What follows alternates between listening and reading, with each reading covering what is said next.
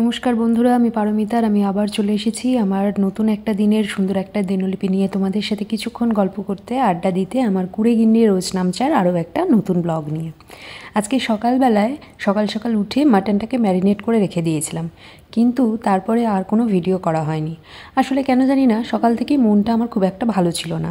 কোনো দিন এরকম হয় না যেদিন মনটা খুব খারাপ থাকে, মনটা ঠিকঠাক চলছে না, তার নির্দিষ্ট কোনো কারণ থাকে না, শুধু মন কেবল বলতে থাকে কিচ্ছু ভালো লাগছে না। আর আজকে সেরকমই একটা দিন ছিল। শুভ সন্ধ্যা বন্ধুরা। সন্ধ্যাবেলা সন্ধে টন্ধে দিয়ে চলে এসেছি রাতে ডিনারটা বানাবো বলে। সকালবেলায় যে মাটনটা দেখেছিলে ম্যারিনেট করে রেখেছিলাম, এখন ওটাই বানাবো।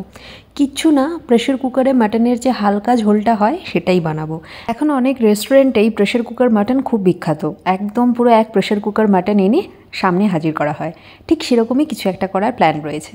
সকাল থেকে এক রাশ মন খারাপ থাকলেও অভিজিতের অনেক প্রচেষ্টায় ধীরে ধীরে সেই মনের কালো মেঘ খানিকটা করে হটছিল। যাই হোক, এখানে যথারীতি আমি মাটনটা বানাতে চলে এসেছি। আর মাটনের সমস্ত উপকরণ আমি তোমাদের সাথে স্ক্রিনেই শেয়ার করে দিচ্ছি। আর তার মাঝখানে চলো তোমাদের সাথে একটু গল্প করে নিই। তোমাদের সাথে গল্প করলে না মনটা অনেক হালকা হয়ে যায় এবং অনেক নতুন উদ্যমে কাজ করার কর্মক্ষমতা ফিরে পাই। মাছটাকে মোটামুটি হালকা যখন পিঙ্ক কালার চলে এসেছে, তখন আমি যে 5-6 ঘন্টার উপর আমি মাটনটাকে অ্যাকচুয়ালি ম্যারিনেট করেছিলাম, সেই 5-6 ঘন্টার উপরে ম্যারিনেট করে রাখা মাটনটা আমি অ্যাড করে দিলাম। আর এটাতে সেরকমভাবে কোনো মশলাই পড়বে না, আমি খুব হালকা পাতলা করেই বানানোর চেষ্টা করছি। আর এখানে এই যে দেখতে পাচ্ছ, আমি যে পেস্টটা বানিয়ে রেখেছিলাম মশলার, সেই মশলার পেস্টটা আমি দিয়ে দিলাম। পেস্টটাও কিন্তু খুব সামান্য পরিমাণ মশলাই। এবার দিয়ে সবচেয়ে যেটা করতে হবে না, মাংসটাকে অনেকক্ষণ ধরে কষাতে হবে। আমি প্রায় 30 মিনিটের উপর মাংসটাকে কিন্তু ভালোভাবে চাপা দিয়ে দিয়ে কষিয়েছি। 30 মিনিটের পুরো ব্যাপারটা তো এখনও সম্ভব না। আর এখানে আমি একটা স্পেশাল মশলা অ্যাড করলাম, এটা হচ্ছে জিরে ভাজার গুঁড়ো। মানে সেরকম স্পেশাল কিছুই না, প্রতিটি বাঙালি ঘরেতেই মোটামুটি জিরে ভাজার গুঁড়ো রাখাই থাকে, সেটা একটুখানি অ্যাড করে দিয়েছিলাম। যে দেখতেই পাচ্ছ, মাটন কিন্তু খুব ভালোভাবে কষানো হয়ে গেছে, ভালোভাবে মাংস থেকে তেল ছেড়ে দিয়েছে। এবার ওই মশলার বাটি ধোয়া জল এবং আরও কিছুটা পরিমাণ মতন জল, মানে ঝোল যতটা নিজেদের লাগবে সেই পরিমাণ জল অ্যাড করে আমরা প্রেশার কুকারে সিটি পড়ার জন্য রেখে দিলাম। ব্যাঙ্গালোরে ইদানিং একটা সমস্যা খুব মাথা চাড়া দিয়ে উঠেছে, তোমরাও হয়তো খবরে দেখেছো। সেটা হচ্ছে যে ল্যাঙ্গুয়েজ। ব্যাঙ্গালোরে থাকতে গেলে, অর্থাৎ কর্ণাটকাতে থাকতে গেলে কন্নড় ভাষাটা শিখতে হবে। কারণ তাদের নাকি এখানকার লোকালাইটদের মনে হচ্ছে যে তাদের ভাষা সংকটে পড়ছে, তাদের কালচার সংকটে পড়ছে।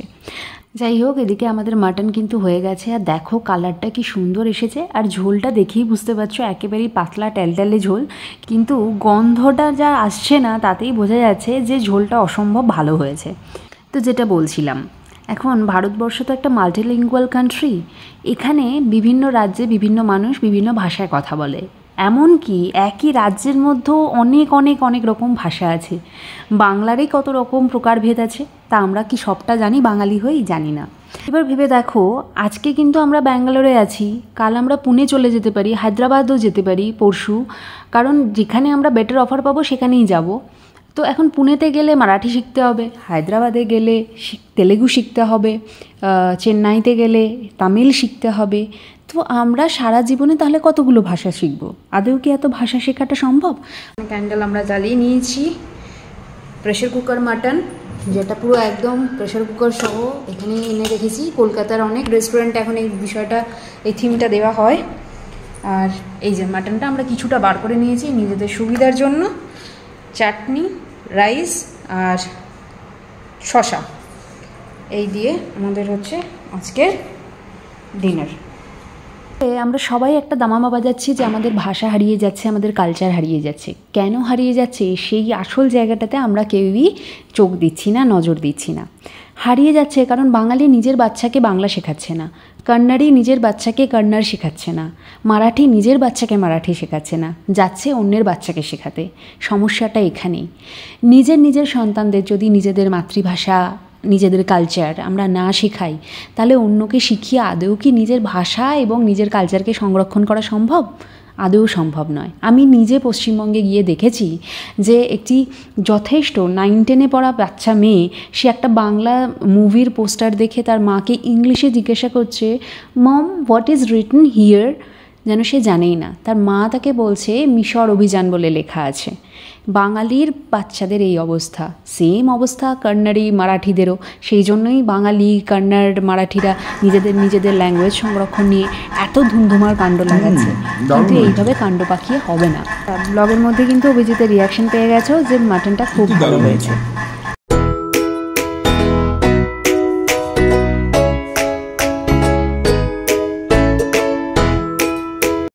8 কেজি মাছ ছিল, একটু নিয়ে নিয়েছি। বড় পিস আছে। বড় মাছটা দেখা।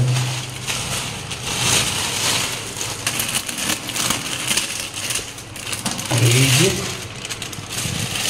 আজকের শো স্টপার। আমার ছোট পাবদা খেয়ে মজা আছে। এটা কি সুন্দর। এটাকে কেটে দিই পাবদা। না, ওটা কাটানো।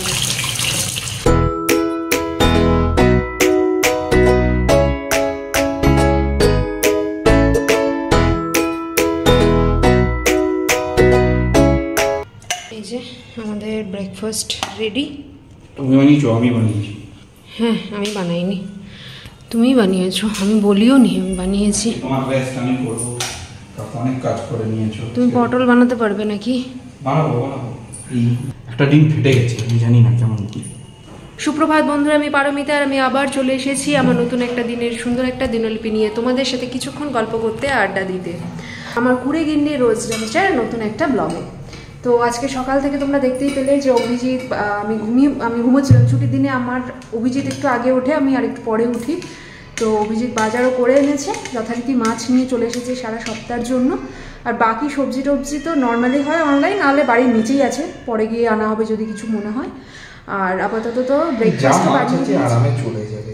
হ্যাঁ, কিন্তু মাছের সাথে যদি কিছু দরকার। তোমাকে পেপার দেবো? হ্যাঁ, পেপার দিতে পারো। তো যাই হোক, অভিজিৎ ব্রেকফাস্টও বানিয়ে নিয়েছে। অনেকটাই বেলা হয়ে গেছে, এখন বাজে 11টা। এটা ব্রেকফাস্টের হয়তো টাইম না, আর 1 ঘন্টা পরে অনেকে হয়তো লাঞ্চ করবে। সুতরাং চলো আমরা এখন ব্রেকফাস্টটা করে নিই, তারপর ফিরে আসছি। আমাদের ব্রেকফাস্ট হয়ে গেছে, এখন মাছ ভাজা হচ্ছে। আর এই মাছ ভাজার গন্ধ না আমার প্রচণ্ড ভালো লাগে। তোমাদের কার কার ভালো লাগে জানিও। কি হচ্ছে? মাছ ভাজা। দাঁড়াও, ওঠে যাও।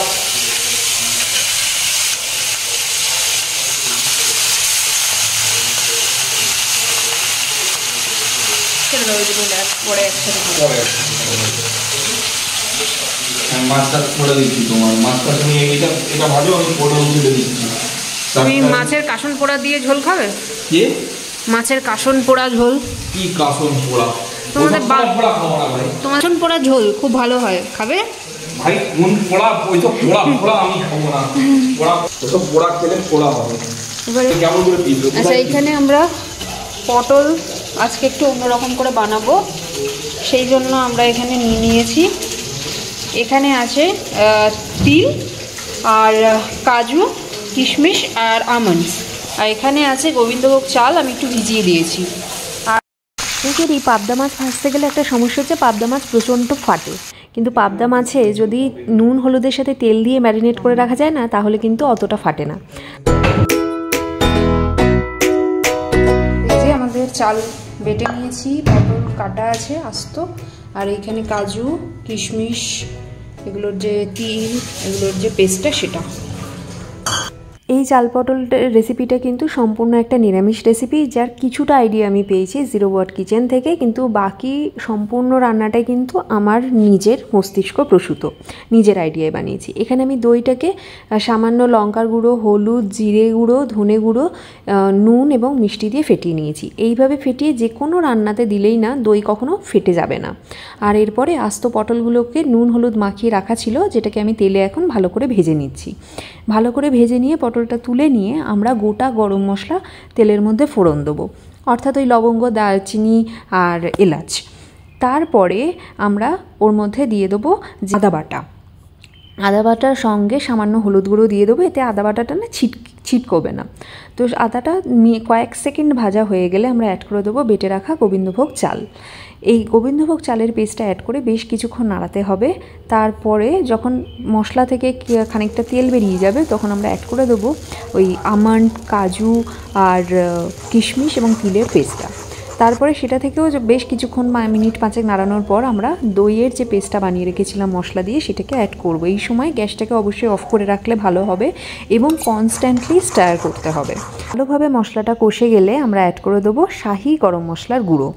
যখন মশলা থেকে ভালোভাবে তেল বেরিয়ে যাবে না, কিছুটা গোবিন্দভোগ চাল আমি রেখে দিয়েছিলাম আস্ত, সেটাকে আমরা অ্যাড করে দেবো।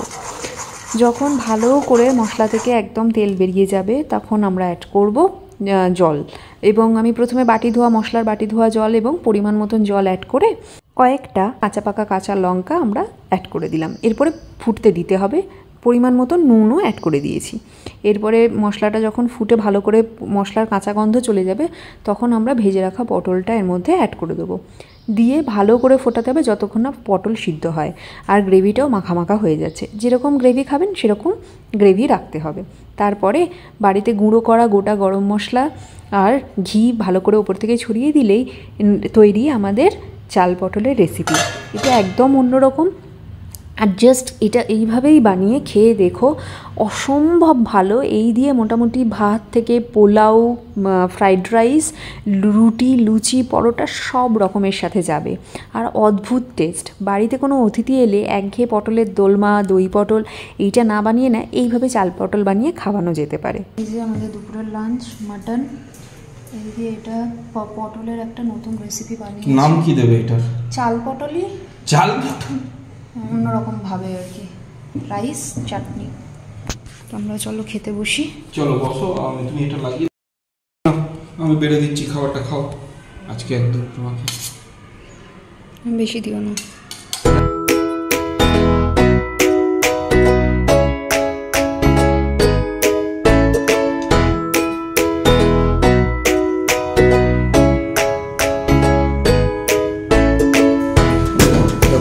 পটলটা একদম নরম তুলতুলে পটল, আর কচি পটল তো ভেতরের, দারুণ লাগবে খেতে।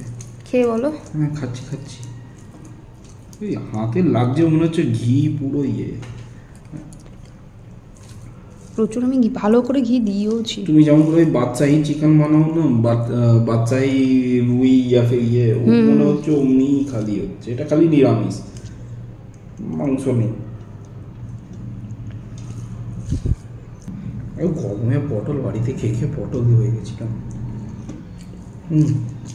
দারুণ দারুণ, সত্যি ভালো লাগছে, সত্যি ভালো। যেটা কি বলে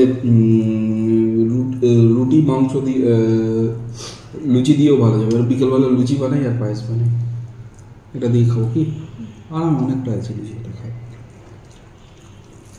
দোলমা আমরা খেয়েছি, এটা খাইনি, ভালো হয়েছে। অ্যাকচুয়ালি ভালো লাগছে। মানুষজন বাড়িতে এলে না বানানো যাবে এটা বানালে বেশ একদম অন্যরকম। মানে দোলমা তো সবাই খায়, এই খাবারটা একদম অন্যরকম। আর এটা রুটি ভাত সব দিয়ে যাবে, সব দিয়ে যাবে।